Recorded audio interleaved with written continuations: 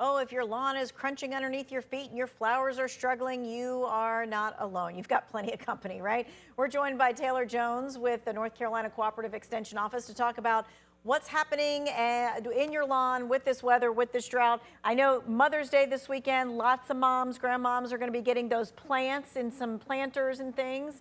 And you That's right. say we should do what with those? Yeah, so any new plants this right now, you want to try to keep in a container. And with that, you're going to be able to control all of the watering. And it's really just going to do a lot better in a container right now, due to the drought conditions. Yeah, people are thinking to themselves, oh, last minute, I'm going to pretty up the walkway and I'm going to plant flowers. You say this is not the time to be planting anything. Yeah, it's not a great time to be planting into the landscape, into the ground, just because of that lack of moisture. Plus, it's going to be really hard to dig into the ground right now as well. Okay. All right. So, with that said, what about the flowers that we already do have in the ground? What should we be doing, especially with these drought conditions? Yeah, so the trick is infrequent deep watering, and so what that means is basically watering on the 5, 7, 10 day method. So you water today, you wait 5 days. After that, you wait another 7 days, and then again at 10 days, and then you repeat the cycle back over. And with that watering, you want to make sure that if it's in a container, you water it all the way through that container until the water comes out of the bottom. And with the landscape, you are saturating that area as best as you can.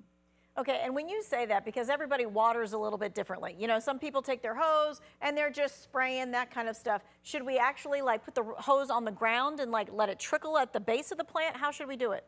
So that's exactly right. So you don't want to do any overhead watering, especially during a drought season. But yeah, you're watering the ground at the base of those plants, and basically, depending on what kind of plant it is, will obviously determine how much water it is. But the plants will sort of tell you, number one, when they are a little thirsty. But number two, as you saturate that soil underneath them, you will see that the soil sort of move about a little bit. And that's sort of what you're going for is a good wet saturation underneath those plants. I love that you say that the plants will tell you. Coming from someone who kills everything, I don't know that. So, what is the sign that it's telling me? Yep. So right now we're seeing a lot of wilting on different plants. We're seeing a lot of droopy plants, and we're also seeing a lot of leaf curl and leaf burn. So discoloration, yellows and browns on a normally green plant are pretty significant signs. That it is under some water stress for sure. Okay, let's talk about our lawns because some people's lawns, I've driven around the neighborhood, they look fantastic. Other people's lawns do not look so very good. What do we need to know about watering, about mowing? So when it comes to turf grass, the biggest or most important thing you want to remember is water in the morning, preferably before 9 a.m. What that's going to do is it's going to allow that water to saturate into the soil column before evaporation can happen and basically just steal away all that moisture. But really, with your turf grasses, you're again looking at 1 inch of water a week, and that differs depending on how you're watering, whether it's irrigation or hand watering. But again, just making sure that that soil is nice and saturated, and certainly not trying to sort of start any new lawn renovation right now this time of year. And what about mowing? Some people are like, well, it's getting long, but I'm afraid that it's going to get scorched if I mow it. Yeah, so traditionally in the Piedmont, a lot of times people will have what we call cool season turf grass, which usually are species like fescue and bluegrass and things like that.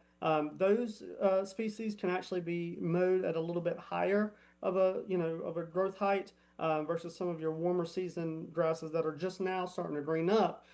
They can be cut pretty low, but generally speaking, at this time of during the drought season, you definitely want to be mowing higher than normal for sure. Maybe a little bit of no mow May here and there. And wouldn't it be nice to see a little more rain? That's right. Yes, absolutely. Well, let's see what we can do about that. If you'd like to see a little bit more of this interview, it's going to be posted in the Two Wants to Know section.